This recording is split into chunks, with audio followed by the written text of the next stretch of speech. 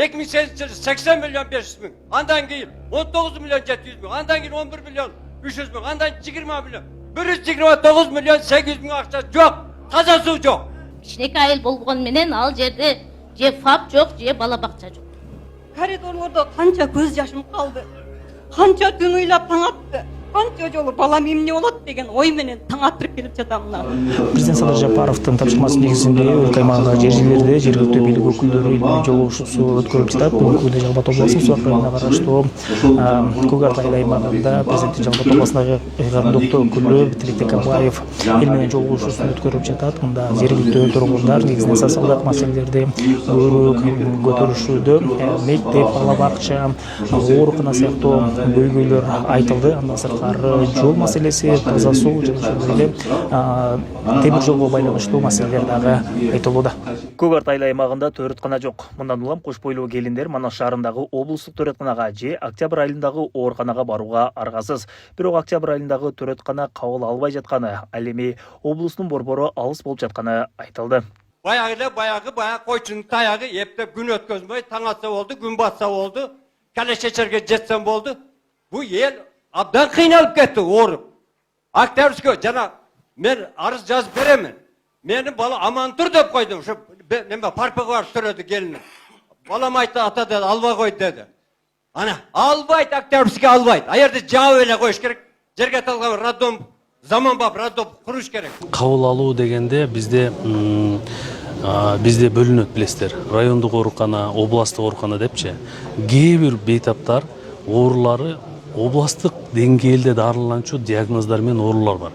Ошол себептүү ошол жака жөнөтүп калат. Кош бойлуу аялдарда бизде группа риска деп коебуз. Анан баягы кош бойлуу аялда коркунучтуу белгилер деп коебуз.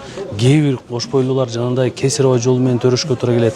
Себеби бул Октябрьскийде кесир аба жолу колдонулбайт. Бул жерде только физиология деп коебуз. Өзү төрөп келгендерди эме кылабыз. Ошондой эле айылдарга таза суу жана сууга суусун чыгаруу маселеси да көтөрүлдү. Аймактагы 1,5 миң гектар жер тилкеси суу жоктугунун айынан кайракы талаа болуп жатат. Эгерде суу келсе, жашылча жемиштерди өстүрүүгө шарт түзүлмөк дейт айыл тургундары. Ушуну кандай да болсо бир келечекте бир сууну чыгарып берсеңиз, ушу талаа биз дагы эл окшоп бадыраң помидор жеп бак эгип калат белек деген элдин үмүтү менен ошону карап чыгып, ушул жактан кандай суу алып барыш керек экен, кайсы айыл өкмөттөн кандай болуш керек экен, ошонун баарын тез арада чечкиле. Жолугушууга келген жергиликтүү элдин көптүгүнөн жыйындар залына батпай калышты. Тургундар сыртта жолугушууну түз эфир аркылуу көрүүгө аргасыз болду. Биз суроо талабын айтуу үчүн келип, бирок залга кире албай калган айрым тургундарга микрофон сундук.